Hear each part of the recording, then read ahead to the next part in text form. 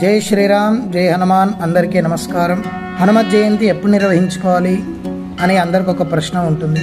వైశాఖ మాసే కృష్ణాయాం దశమ్యాం మందవాసరే పూర్వాభాద్రా ప్రభూతాయ ఆంజనేయాయ మంగళం. ఆంజనేయ స్వామిని వైశాఖ మాసంలో వచ్చేటటువంటి కృష్ణపక్షంలో దశమి తిథి నాడు పూర్వాభాద్రా నక్షత్రంలో స్వామివారు ఆవిర్భవించడం జరిగింది. దాన్నే తిరునక్షత్రము, హనుమత్ జయంతి అని కూడా అంటారు. మరి ఆంజనేయ స్వామిని ఎందుకు ఇంత ప్రత్యేకంగా ఆరాధిస్తున్నారు సకల జనులు అంటే కనుక పెద్దలు ఒక మాట చెప్తూ ఉంటారు ఆంజనేయ స్వామి గురించి. ఆంజనేయ స్వామికి నమస్కారం చేసినంత మాత్రం చేత బుద్ధిర్ బలం యశో ధైర్యం నిర్భయత్వమరోగతాం అజాఢ్యం వాక్పటుత్వంచ హనుమత్ స్మరణాద్ భవేత్. ఆంజనేయ స్వామిని నమస్కారం చేసినంత మాత్రం చేత బుద్ధి, బలము, యశస్సు, జ్ఞానము, ఆరోగ్యము, అజాఢ్యము, వాక్పటుత్వము ఇవన్నీ కూడా ఏకకాలమునందు అనుగ్రహిస్తాడు స్వామి హనుమ. ఆంజనేయ స్వామి అంటే ఏదో సాధారణమైనటువంటి భక్తుడు కాదు. ఎక్కడ చూసినా కూడా భగవంతుణ్ణి ఆశ్రయించి భక్తులు ఉంటారు.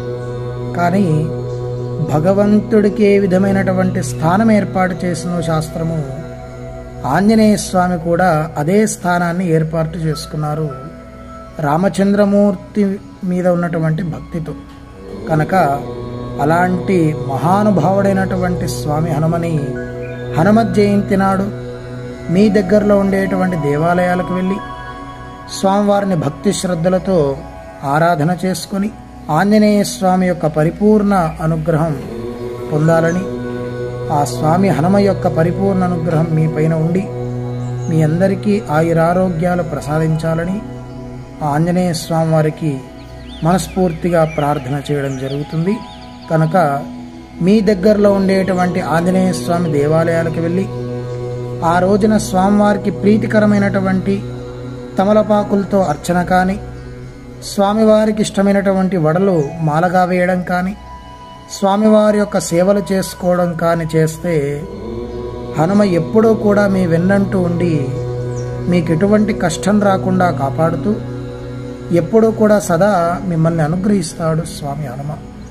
కనుక ప్రతి ఒక్కరూ ఆంజనేయ స్వామి యొక్క పరిపూర్ణ అనుగ్రహం కలగాలని మా ద్వారా ప్రార్థన చేస్తున్నాం.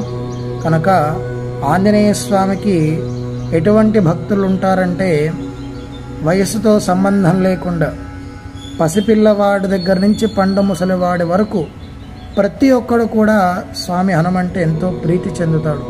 కనుక అలాంటి ఆంజనేయ స్వామి దగ్గరికి వెళ్ళి మనస్ఫూర్తిగా ప్రార్థన చేసుకొని స్వామి యొక్క అనుగ్రహం పొందవలసిందిగా విజ్ఞప్తి. స్వస్తి. సర్వే జనాః సుఖినో భవంతు. సమస్త సన్మంగళాని భవంతు.